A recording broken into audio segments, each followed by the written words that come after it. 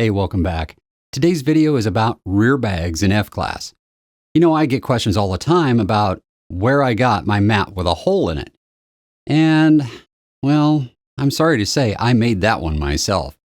I'm embarrassed to say it because that has to be the worst piece of sewing that I've ever done in my entire life. With that in mind, I needed to find a commercial solution for the rest of you. And I did. But before we get to that, let's talk about why we have a hole in the mat. In F-Class, we have two choices. We can either put our rear bag on top of the mat with us or through the mat onto the ground.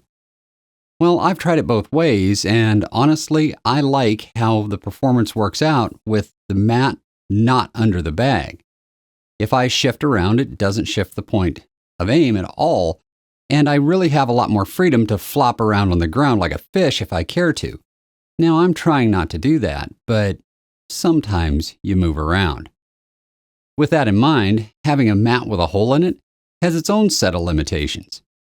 For example, when you're on pea gravel, like Raton, or Phoenix, or Rattlesnake, it tends to make the rear bag feel like it's sitting on top of ball bearings. That could be a negative at certain times. In those cases, you would want your rear bag on top of your mat where your body weight is holding the mat in place to keep that rear bag from moving around so much. But I digress. We're talking about getting a hole in the mat. So I did some searching around the other day looking for a commercial solution, and I found one. Creedmoor Sports sells mats, and they will put a hole in them for you. Ordering the mat with a hole in it is pretty easy. First, you pick the mat that you want, you select the upcharge for the mat hole, and then you tell them the grid coordinates of where the hole should be. Now, this looks like a game of Battleship to me. A through Z and 1 through whatever number you want to go to, back from the front. Well, it's not as easy as it looks.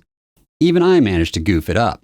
I measured my bag width and length, added an inch to each dimension, and then started figuring out which grids I wanted removed from the mat. Counting on my fingers, adding it up, plotting it out on grid paper to make sure I had the right size, and I still goofed it up. The hole in the mat is exactly the width of the rear bag and exactly the length of the rear bag as well, which means I have no extra room. But it fits really nice. Take a look at this. I can still orient the mat at an angle, so I can hang my body off the left side a little bit because I shoot with a little bit of an angle in my position. It works great, and with it this tight, I don't have to worry about cases getting down between the rear bag and the mat. This stitching is beautiful. It is absolutely stunning. I ordered, I believe, royal blue with a gray back and coyote rubber surfaces on the front of the mat.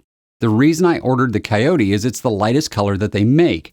And leaving your mat out in the sun for a couple of minutes will let you know that you have too dark of a color in a real hurry. Now, as you know, YouTube has some policies about linking to vendors that sell things having to do with firearms, and unfortunately, Creedmoor Sports falls under that umbrella. I've put a link into my Patreon page, so if you go over there, there's a public post with the links to where I got this mat. All right, guys, I hope this was helpful to you.